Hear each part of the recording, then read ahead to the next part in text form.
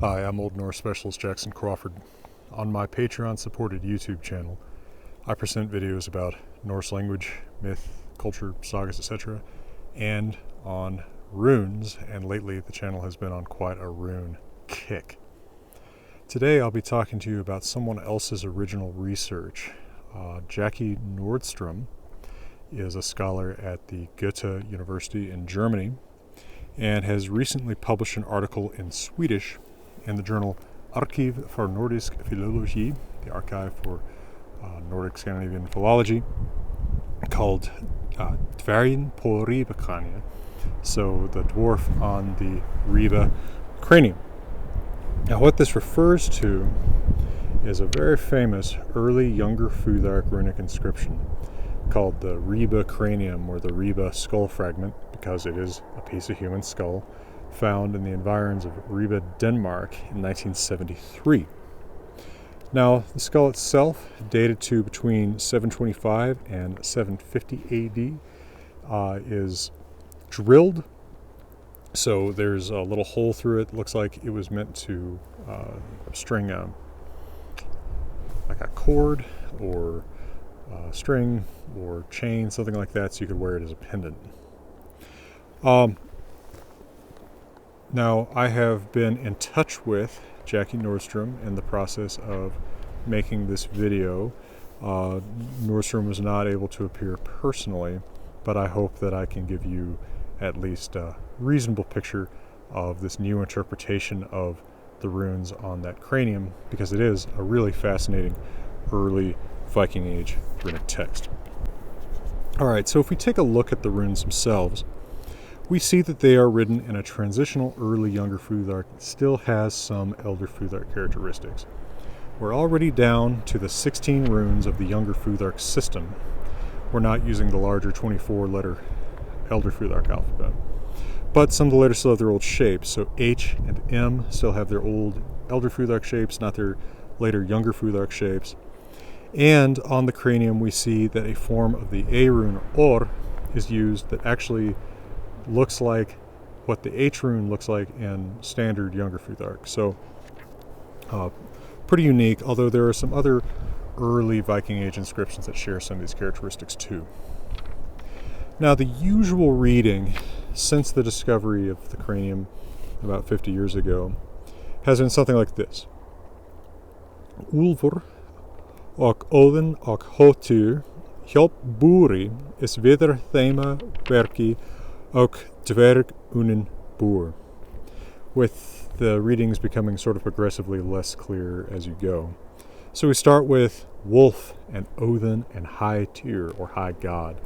Tyr, of course, is the name of a particular god that we know from the Eddas, but it can also just be a term for a god, so the High God could be someone other than Tyr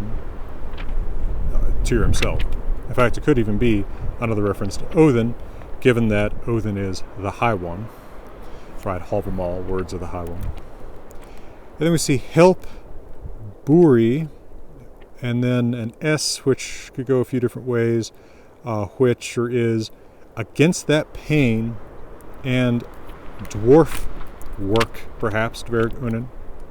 And then we seem to have a repetition of the name of the guy, Bur. So if we take the guy's name who's inscribing this potentially as a magical remedy against headache, right? We've got some sympathetic magic here. My head hurts, so I'm going to take a piece of someone else's head, and I'm going to scratch on it, "Gods help me against this. This is something caused by dwarves." And in both Old Norse and Old English literature, we actually see quite a bit of sickness blamed on dwarves, so that's not too unusual.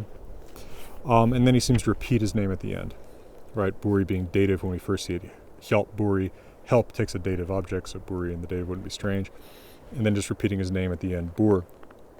Like back when there were answering machines, people used to leave voicemails, and they would, start with, "Hi, this is Jackson Crawford," and then end with, "That's Jackson Crawford at whatever number."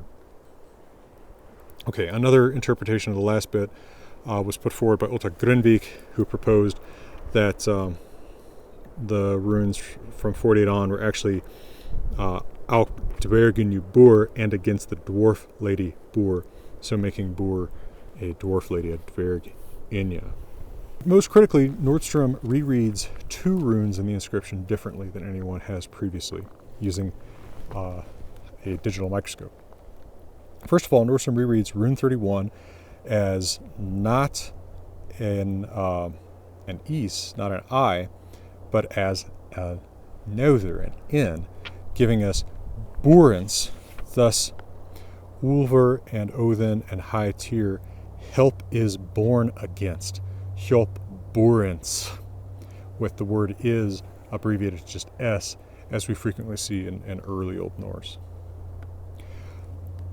But most importantly, Nordström re-examines the skull fragment under a digital microscope and re-identifies rune 41 as a tyr, a T, not as an or a. That gives us not against the pain, vidr theim verki, but against that dwarf, vidr theim tverki, which actually lines up much better with the rest of the inscription and gives us a much more cohesive message here. So joined with Grunvik's persuasive reading of rune 59 as a U rather than an N, giving us dwarf lady, dvergina, instead of like dwarf work or something, dvergina, which doesn't actually stand up to morphological analysis very well, we get a charm against two dwarfs, against a he dwarf and a she dwarf. Would that be a bull and a cow dwarf? I don't know. Buck and doe dwarf. So realizing that the last name stated there, that bor, can't be nominative, we see that it's likely a dwarf's name, and then it actually makes a fair amount of sense if we look at other dwarf names, like in Volspa, we get beaver, bavur, bombur, ending in this ur element. Since we have the two U's, that implies that there's two different underlying vowels, because typically in runes you're not going to write two runes in succession for the same sound. So something like bor is pretty likely. This could either be the name of the male dwarf, in which case the nominative would be B-O-U-R-R, or it could be a feminine derived from the same morphological elements.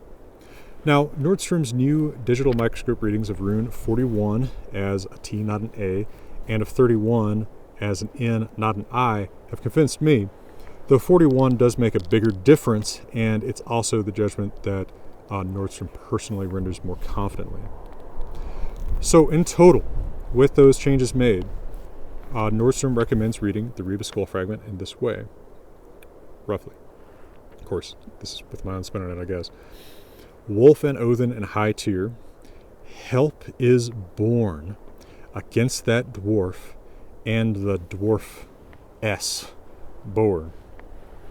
Now the help is born part is, of course, well, if one is wearing this skull fragment, then one is bearing the very help in the form of this magical runic and sympathetic magic charm against what one doesn't want, which is perhaps still a headache or some kind of pain, even if we don't see the word work there anymore, but rather, and I think this is really cool, the word dwarf. So we get dwarf and dwarfess, buck dwarf, doe dwarf. All right. Well, I hope that's a reasonably decent presentation of these findings for you today. I am going to run this by Jackie Nordström first to make absolutely sure that it's an acceptable presentation. And for now, from beautiful Colorado, let me wish every single one of you all the best.